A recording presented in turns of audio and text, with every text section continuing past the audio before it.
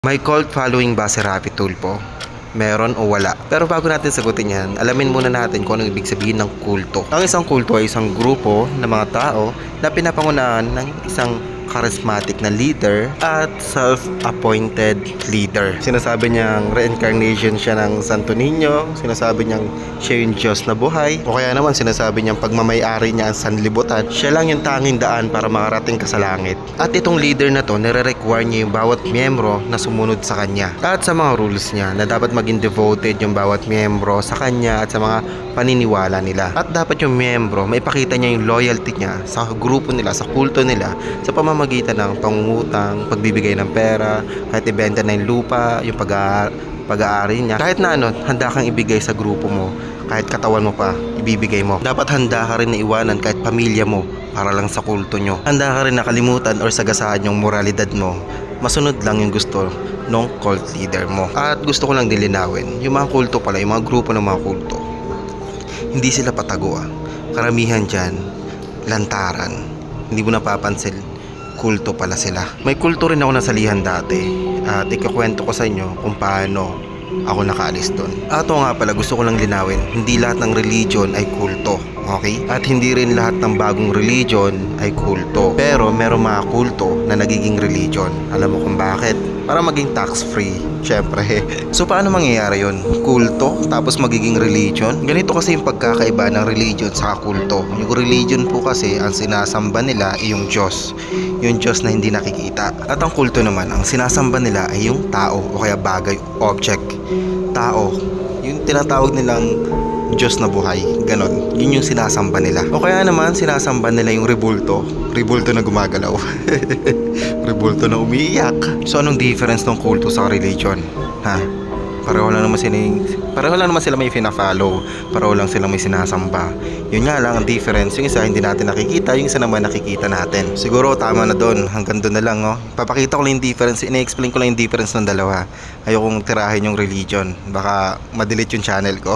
So ngayon, sagutin natin yung tanong na kung paano magiging religion yung isang kulto. Ang kailangan lang nilang gawin ay mag-survive ng mahabang panahon at padamihin yung followers. Kapag madami na yung followers at nakaka-survive sila ng matagal at nakikilala naman sila sa mainstream at yung mga conflict nila sa ibang religion hindi naman nakakasama sa bawat isa, hindi naman nauuwi sa patayan at maayos naman sila sa bawat isa, okay naman, pwede sila maging religion. Baka i-accept din sila ng mainstream. Ito yung isipin mo yung ibang religion dyan, nag-survive din sila na matagal at nagparami sila ng followers.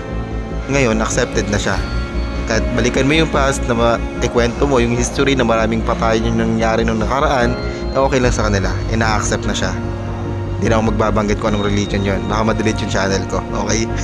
So, anong requirements? Kailangan lang siya ma-normalize, ma-accept ng mainstream, at magiging religion na siya. So, paano ma-accept? Siyempre, walang slavery, walang patayan, walang parusa, walang sex slave, walang mga ganon.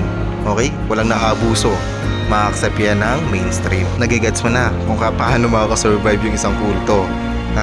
Kailangan lang walang nilalabag na batas. So kung ikaw gusto mong gumawa ng kulto, alam mo na kung anong gagawin mo.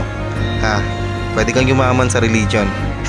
At oo nga pala, gusto ko lang din linawin na ang cult ay hindi lang natin ma-relate sa isang religion. Dahil maraming subcategory ang isang cult o yung kulto. Kagaya ng destructive cults. Ang isang example dito ay yung Manson family. Commune po sila. Ibig sabihin, nakatira lang sa iisang lugar. Tapos lahat ng mga gamit doon, nagsha-share sila. Hindi naman sila isang pamilya. Pero parang naninirahan sila doon na parang isang pamilya. Para silang isang gang. Kulto sila. Kaya nga sila tinawag na Manson family kasi para silang isang pamilya.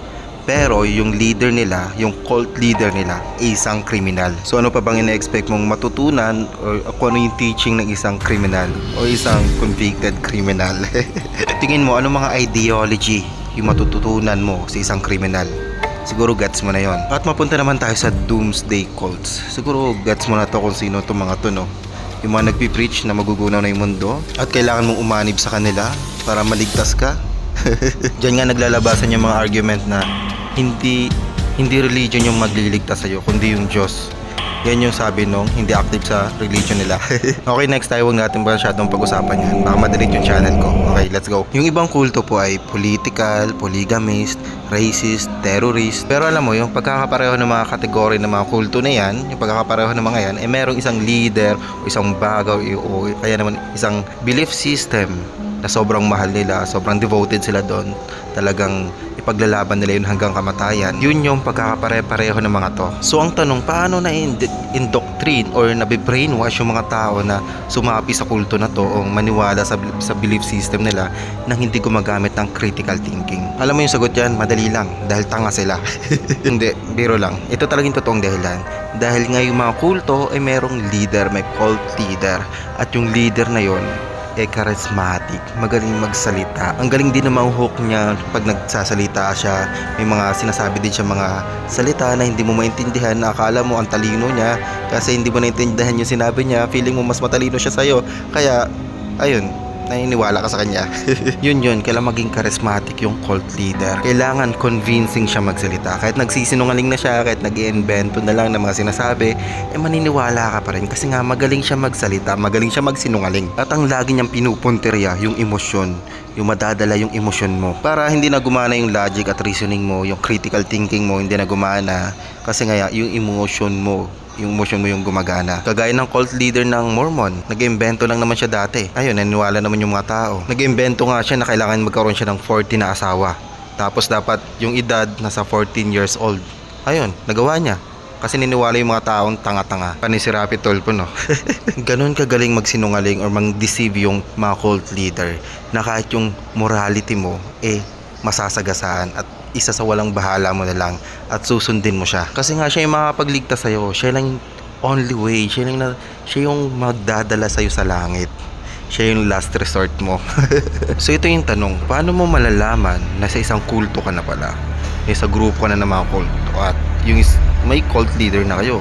Paano mo malalaman? Madali lang, ganito lang yan. I-criticize mo or i-call out mo yung cult leader nyo.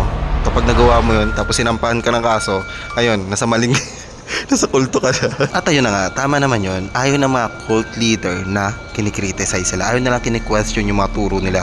Ayaw niyang sinusuway yung mga policy na sinasabi niya. Kapag hindi ka nag-yes sir sa cult leader mo, contempt yung aabutin mo. At dahil dyan, mawawala yung sense of individuality mo. Ibig sabihin, kumbaga hindi mo na magawa yung gusto mo, yung sarili mong belief system, hindi mo na ma-apply sa buhay mo, hindi mo na alam yung tama at mali. Ang kailangan mo lang gawin is sumunod dun sa cult leader mo. Kailangan mo lang mag-yes sir kasi nga natatakot ka sa kanya, kasi nga paparusahan ka niya kapag hindi ka sumunod sa kanya. So isa yan sa mga sign. Kapag takot ka sa leader nyo, ibig sabihin nasa kulto ka. Isa pang sign na nasa cult ka, mas pinipili mo yung cult leader mo kaysa sa pamilya mo. Handa kang masira yung pamilya mo at wag lang masira yung paniniwala mo kasama yung cult leader mo. Sa madaling salita, handa ka magpatulpo, masira lang yung pamilya mo at magkaroon ng viral views si Tulfo. Oh shit, joke lang yun guys, baka papadalan ako ng love letter.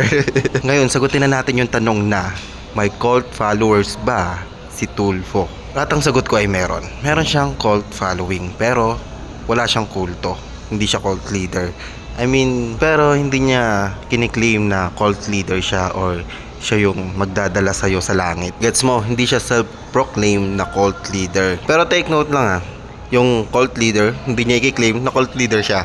Pero sinabi niya na siya ang last recourse. Pero kahit hindi niya aminin na cult leader siya, sinasabi naman ng mga followers niya na siya ang Diyos na buhay. So malinaw na may cult follower si Rapi Tulfo. At oo nga pala, share ko na lang din na merong 909 na tao ang nagpakamatay dahil inutos ng cult leader nila.